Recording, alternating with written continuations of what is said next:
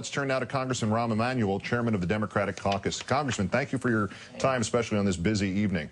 Thank you. As you understand it, what happened at the White House earlier tonight? What happened to the agreement that was reached by the senators this afternoon? Are we really starting from scratch?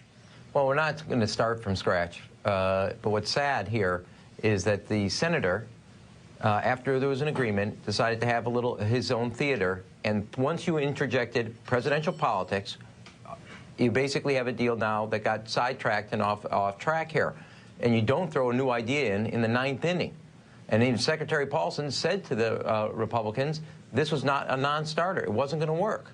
And I think what's unfortunate is that the senator decided all of a sudden that what he needed for his campaign was more important than what the country needed. And the country was very clear what we have to do here. You have to balance the need of what the market needs to get the confidence restored, as well as protecting taxpayers. What he decided was he needed to make some theater, as you clearly have shown in the early part of this show, and I think it's actually derailed what was really going on and effectively being pursued by both parties, both chambers, as well as the White House. As of 7 hours ago, Mr. Bennett of Utah, the senator, the Republican senator, believed the votes were there in the House to pass that. Yeah. You're in the House. He is not. Were the votes there, and what happens now? You know, like, you probably know this, Keith, but you never know until you kind of put people's, you know, basically you say, this is what we're going to do, and then you got to start rounding up the votes. As long as that kind of moment or judgment day is right there, or judgment moment's right there, you never can tell. But it's clear that people understand, at least in our caucus, the seriousness of this moment, how I just left the caucus, how important this moment is in time for America, and that we had basically, as Yogi Berra used to say, when you get to a fork in the road, take it. We had to make this choice, and what we were going to do. So we were ready.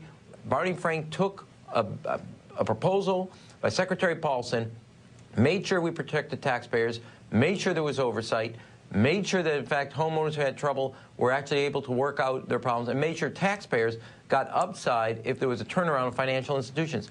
That improved it, protecting taxpayers, but also providing the assurance to basically the financial markets. And then all of a sudden, at the last minute, they decided that it was more important to try to have theater than it was to make progress. And I'm a little bewildered for the maverick here. As you just showed in you know, as the senator says, he said he didn't read the proposal. You know, sometimes I'm taking away this, you know, Straight Talk Express must not have a reading room in it. And that would be probably the best thing that we could do, is put a reading room so you can analyze the 3 pages.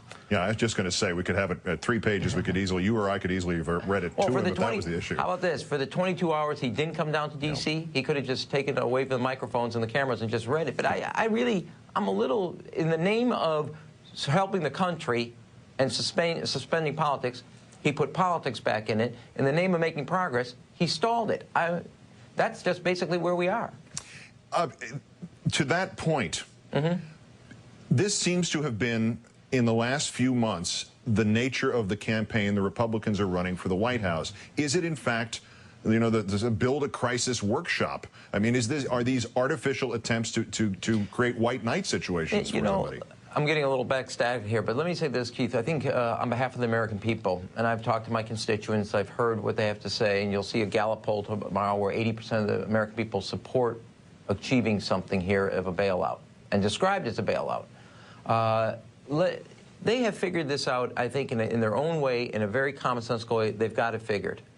One, a number of people in the financial community were creating instruments they didn't even understand.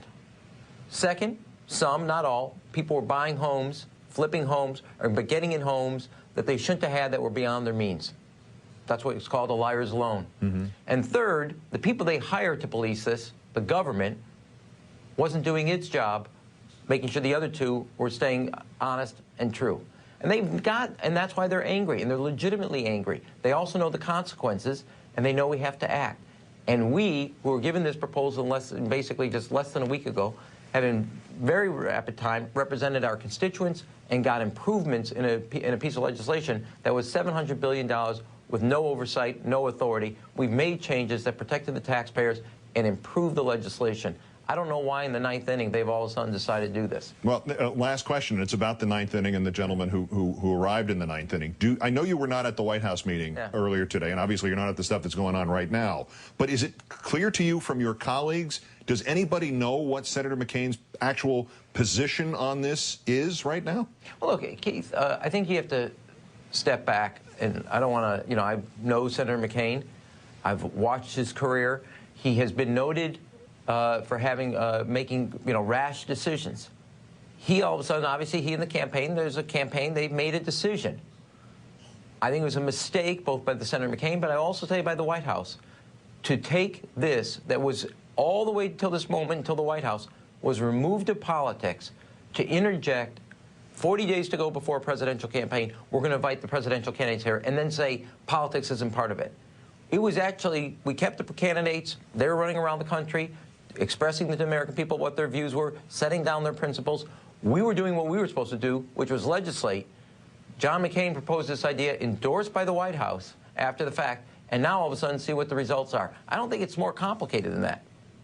To quote the great political analyst David Letterman, something smells. Congressman Rahm Emanuel of Illinois, thank you for your time tonight. Thank sir. you, Keith.